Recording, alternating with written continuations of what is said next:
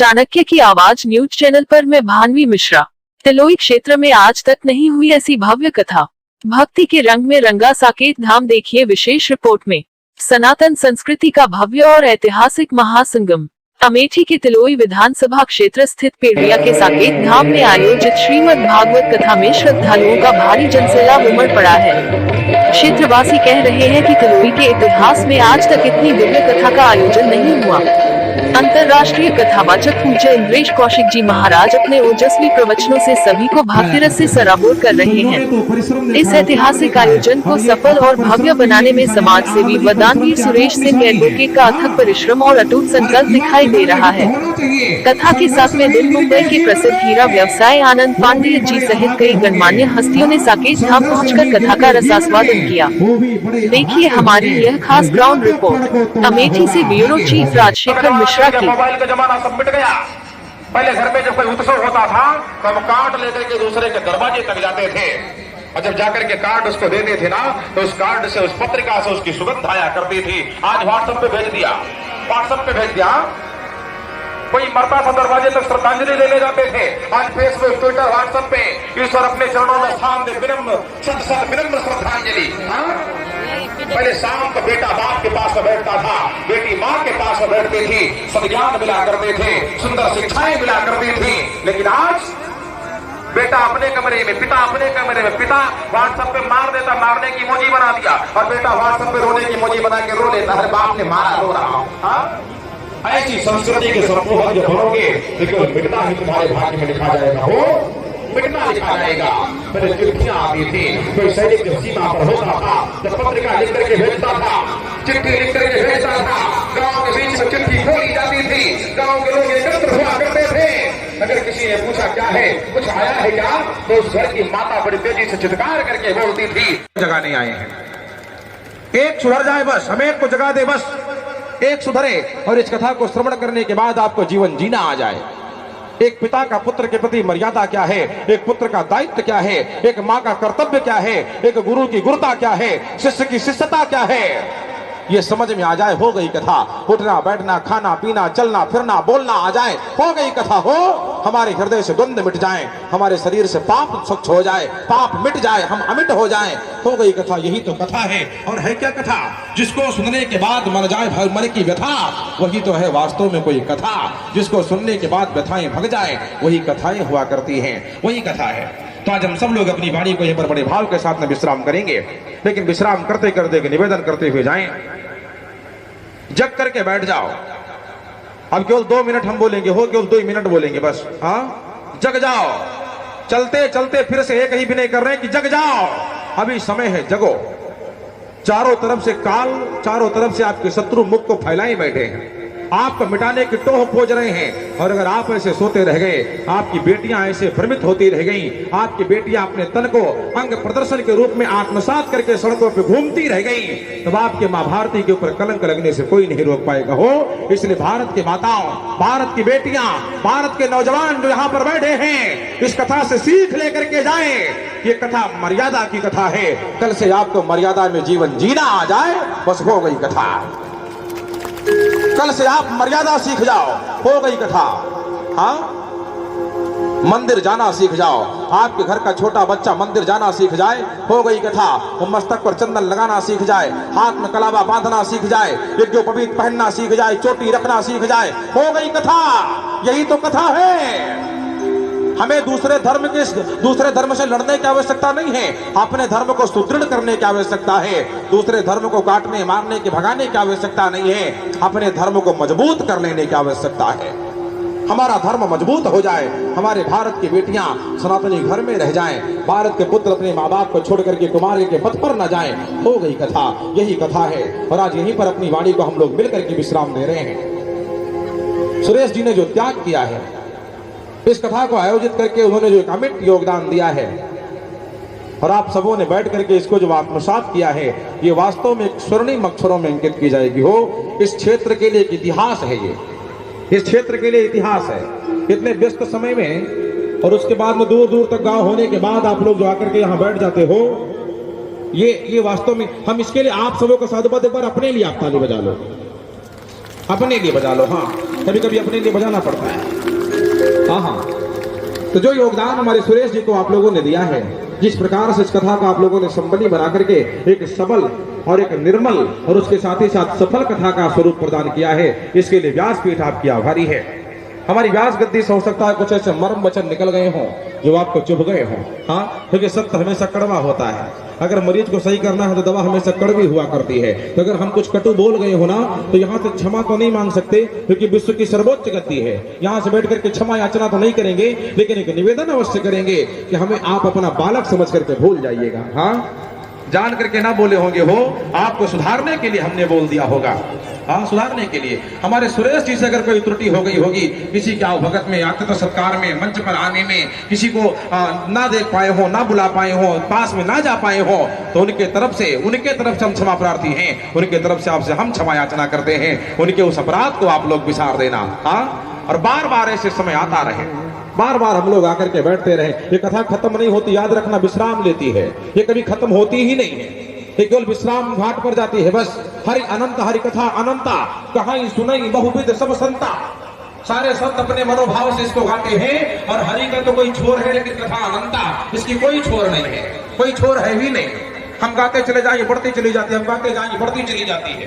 Covid काल में हमने 108 दिवसीय राम कथा किया था। 108 दिवसीय कृष्ण है परिवार ने करवाया था। और उसके बाद भी अंत में यही कहना पड़ा कि जो शेष बचा है उसको फिर से बैठ करके गाएंगे हो। तो कथा तो इतनी विराट है, इतनी विराट है, तो ये कभी खत्म नहीं होती, विश्राम लेती है। तो पुनः हम लोग आएंगे, आकर के बैठेंगे। सितारों को आंखों में महफूज रखना, फिर बड़े समय तक रात ही रात होगी। हाँ, सितारों को आंखों में महफूज रखना, फिर बड़े समय तक रात ही रात होगी। मुसाफिर हो तुम भी, मुसाफिर है हम भी, माँ ने चाहा तो किसी मोड़ पर मुलाकात होगी। हाँ, फिर आकर के हम लोग कहीं बैठेंगे, फिर से बैठ करके ऐसे गाएंगे। आने वाले समय में साकेत धाम के लिए जो दिव्य संबोधन मंच से किया गया, आने वाला जो समय होगा साकेत धाम के लिए स्वर्णिम अक्षरों के लिए होगा। आने वाला जो समय होगा वो साकेत के लिए सुंदर मार्ग प्रशस्त करने वाला होगा। तो आने वाले समय की जो कथा का आयोजन तिथि यहाँ पर निर्धारित हो रही है, वो स्थान ये नहीं होगा, प्रांगण ये नहीं होगा, वो प्रांगण साकेत धाम का होगा। एक साकेत अयोध्या है, अयोध्या का नाम साकेत बताया गया। एक साकेत अयोध्या है और एक साकेत यहाँ है। हाँ, तो जिस अयोध्या में हम लोग दर्शन करने के लिए जाते हैं, अगर किसी कारण बस वहां ना गए ना, तो यहाँ के साकेत में जाकर के तल से दर्शन कर लेना और मन मानस से वहां पहुंच जाना। स्कॉर्पियो और फार्चूनर से घूमते हैं और हमारा सनातनी पुरोधा,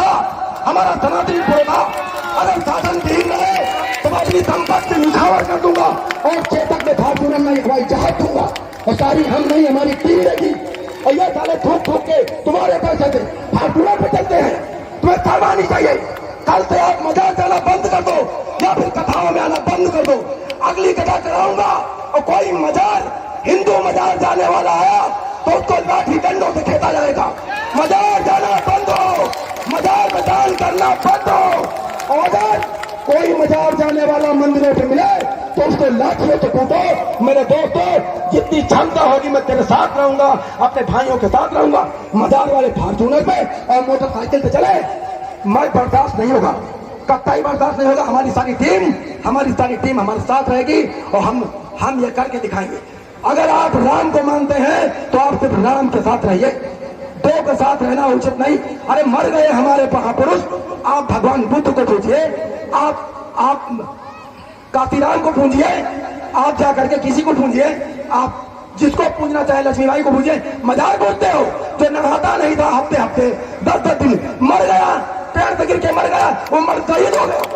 शहीद मर्द बाबा की मजार, शहीद मर्द बाबा क्या होता है? शहीद मर्द बाबा क्या होता है बताओ? साईं की पूजा करते हो आप। साईं एक समाज सुधारक तो हो सकता है, लेकिन भगवान नहीं हो सकता। साईं समाज सुधारक हो सकता है, मैं मानता हूं, वो भगवान नहीं हो सकता है।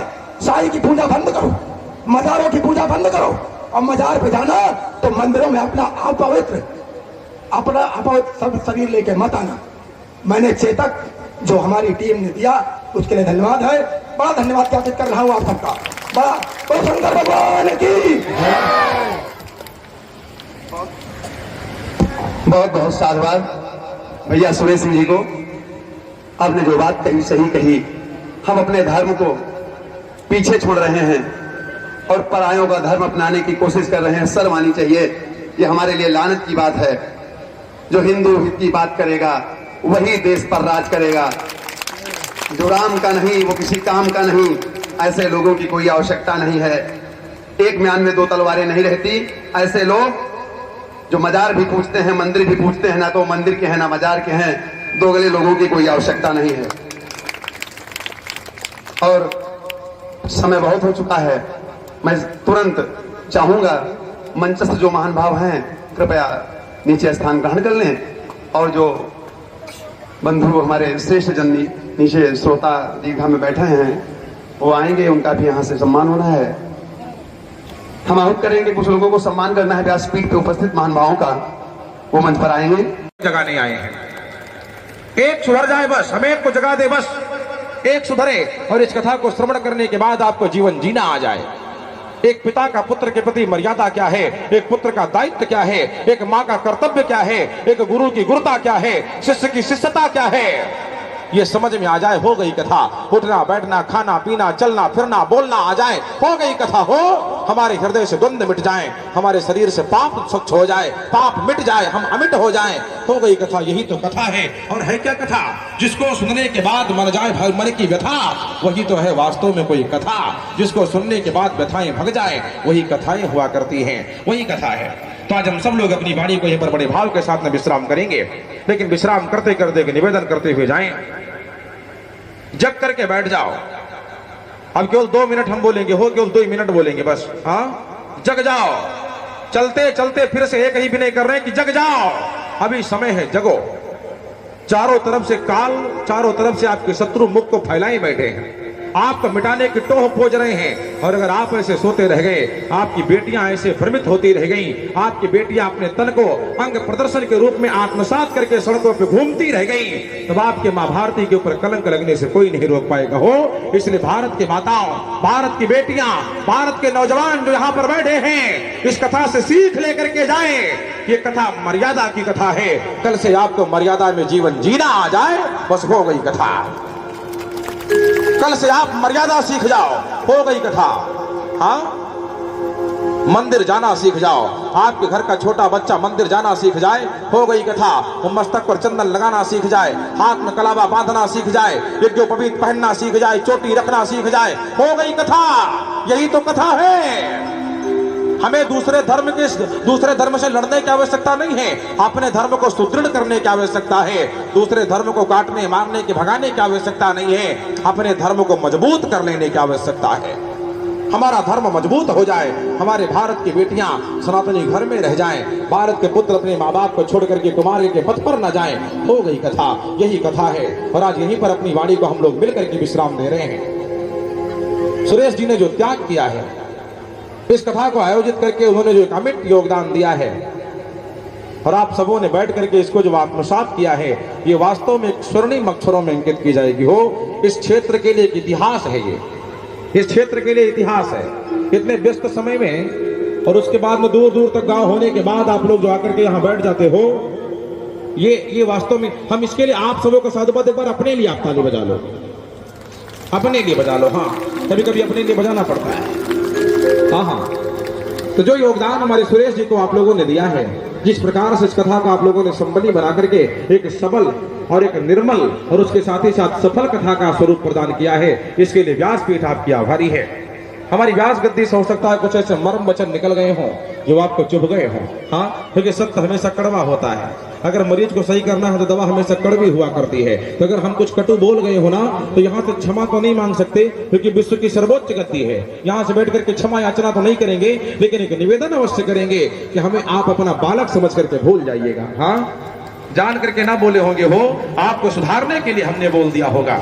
हाँ, सुधारने के लिए। हमारे सुरेश जी से अगर कोई त्रुटि हो गई होगी, किसी के भगत में, आतिथ्य सत्कार में, मंच पर आने में, किसी को ना देख पाए हो, ना बुला पाए हो, पास में ना जा पाए हो, तो उनके तरफ से हम क्षमा प्रार्थी हैं, उनके तरफ से आपसे हम क्षमा याचना करते हैं। उनके उस अपराध को आप लोग विसार देना। हाँ, और बार बार ऐसे समय आता रहे, बार बार हम लोग आकर के बैठते रहे। ये कथा खत्म नहीं होती, याद रखना, विश्राम लेती है, ये कभी खत्म होती ही नहीं है। ये केवल विश्राम घाट पर जाती है बस। हरि अनंत हरि कथा अनंता, कहाई सुनई बहुविध सब संता। सारे संत अपने मनोभाव से इसको गाते हैं। और हरि का तो कोई छोर है, लेकिन कथा अनंता, इसकी कोई छोर नहीं है, कोई छोर है भी नहीं। हम गाते चले जाएंगे, बढ़ती चली जाती है, हम गाते जाएंगे, बढ़ती चली जाती है। कोविड काल में हमने 108 दिवसीय राम कथा किया था, 108 दिवसीय कृष्ण है परिवार ने करवाया था। और उसके बाद भी अंत में यही कहना पड़ा कि जो शेष बचा है उसको फिर से बैठ करके गाएंगे। हो जो कथा तो इतनी विराट है, इतनी विराट है, तो ये कभी खत्म नहीं होती, विश्राम लेती है। तो पुनः हम लोग आएंगे, आकर के बैठेंगे। सितारों को आंखों में महफूज रखना, फिर बड़े समय तक रात ही रात होगी। हाँ, सितारों को आंखों में महफूज रखना, फिर बड़े समय तक रात ही रात होगी। मुसाफिर हो तुम भी, मुसाफिर है हम भी, माँ ने चाहा तो किसी मोड़ पर मुलाकात होगी। हाँ, फिर आकर के हम लोग कहीं बैठेंगे, फिर से बैठ करके ऐसे गाएंगे। आने वाले समय में साकेत धाम के लिए जो दिव्य संबोधन मंच से किया गया, आने वाला जो समय होगा साकेत धाम के लिए स्वर्णिम अक्षरों के लिए होगा। आने वाला जो समय होगा वो साकेत के लिए सुंदर मार्ग प्रशस्त करने वाला होगा। तो आने वाले समय की जो कथा का आयोजन तिथि यहाँ पर निर्धारित हो रही है, वो स्थान ये नहीं होगा, प्रांगण ये नहीं होगा, वो प्रांगण साकेत धाम का होगा। एक साकेत अयोध्या है, अयोध्या का नाम साकेत बताया गया। एक साकेत अयोध्या है और एक साकेत यहाँ है। हाँ, तो जिस अयोध्या में हम लोग दर्शन करने के लिए जाते हैं, अगर किसी कारण बस वहां ना गए ना, तो यहाँ के साकेत में जाकर के तल से दर्शन कर लेना और मन मानस से वहां पहुंच जाना।